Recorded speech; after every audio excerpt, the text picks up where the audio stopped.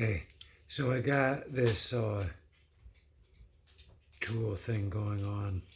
I'm concerned that we're gonna have a tool shortage, amongst other things. But tool and die, all guys as a trade, don't really exist in this country anymore. At least not in the numbers required to, start a manufacturing industry.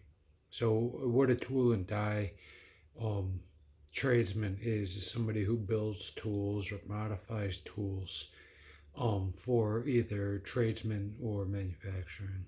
Um, so that's my thinking is that those guys don't live here anymore or at all, and when China stops giving us the equipment to make the tools, or Germany stops giving to China, and however the um, system works and logistically. Oh, I got some old school tools. I've been trying to get some redundancy, some backups, so that if I lose a tool or if I get robbed and I can't get an immediate replacement, I have some sort of dependable, um, second string I can fall onto. So I got this, and it's just an adjustable wrench, right? It's got a weird angle. But when I initially got it, it had this like long sweep on it, like a real, the bend went all the way.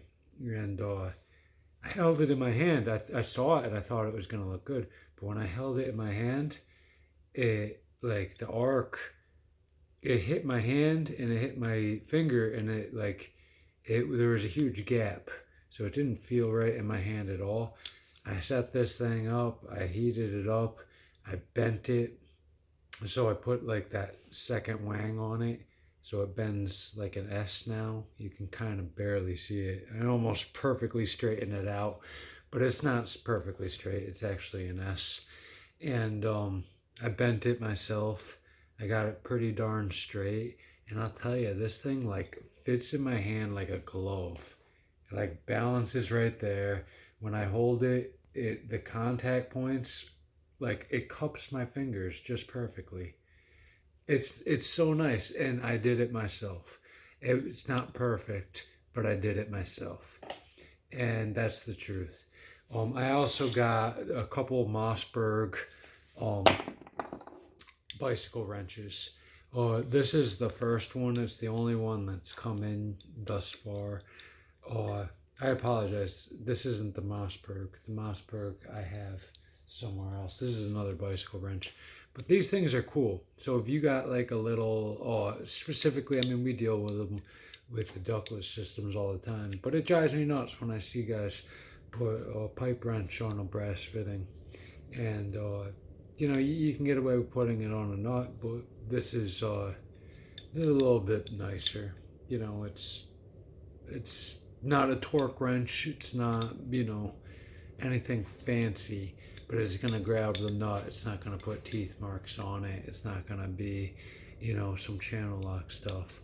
And I just like it. It's old school.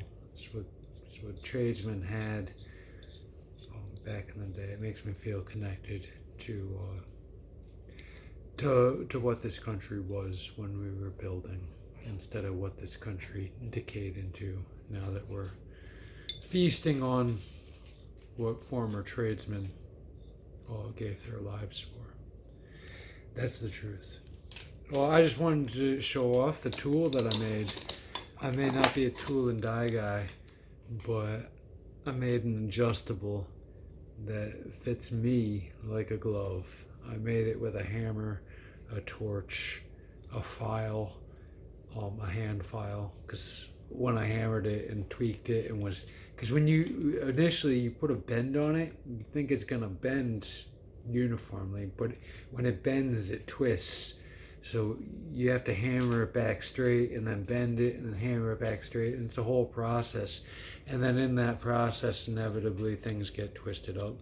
So you got to take it apart and file everything straight so it flows smooth still and all that. And fortunately, I'm managed to make it work, and everything is flowing smooth like butter. And I a tool that's probably been around almost 100 years, but it's all mine, like 100% mine, modified to fit my hand by me. And I think that's cool. No one else.